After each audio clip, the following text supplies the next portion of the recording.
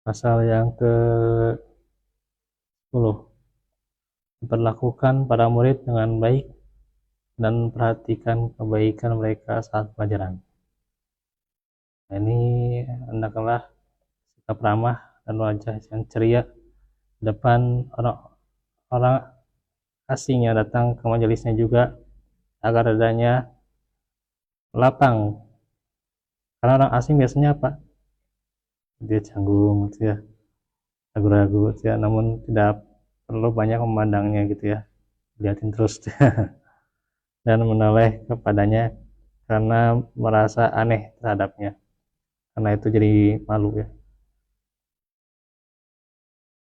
Jika sebagian orang mulia datang sementara dia telah masuk dalam satu masalah, maka ia menahan diri hingga orang mulia tersebut duduk. Jika dia datang sedangkan dia mengkaji satu masalah, maka dia mengulangnya untuknya atau mengulang maksudnya. Terus orang ahli fikih. Nah, orang ahli fikih datang sementara waktu yang tersisa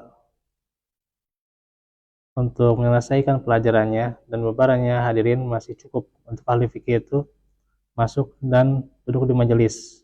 Hendaknya nunda sisa waktu tersebut dengan menyibukkan diri darinya dengan mengkaji suatu masalah atau lainnya hingga ahli fikih itu kemudian mengulangnya dan menyempurnakan sisa tersebut.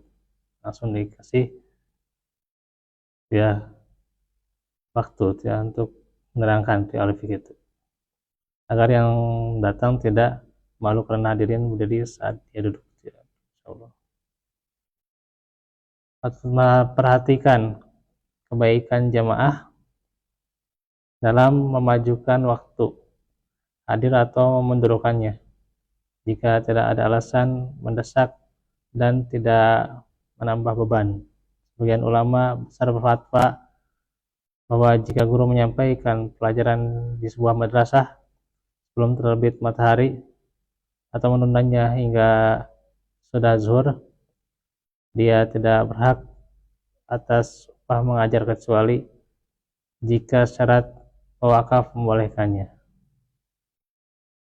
untuk memberikannya upah gitu maksudnya, karena dia nyelisih kebiasaan umum dalam hal ini gitu. Wallahu a'lam bishawab.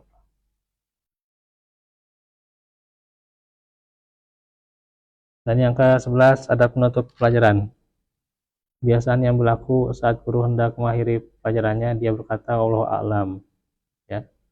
Dan seorang mufti menulis ucapan yang sama di akhir fatwanya, akan tetapi lebih baik dikatakan sebelumnya perkataan yang mengisyaratkan ditutupnya seperti apa. Ini adalah akhirnya gitu ya.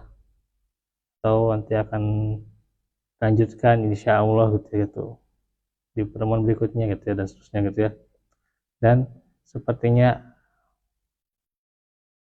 agar ucapannya Allah alam ya, murni untuk zikrullah dan demi maknanya, karena patut membuka setiap pelajaran dengan basmalah Bismillahirrahmanirrahim dalam rangka mengingat Allah di awal dan di akhir pelajaran.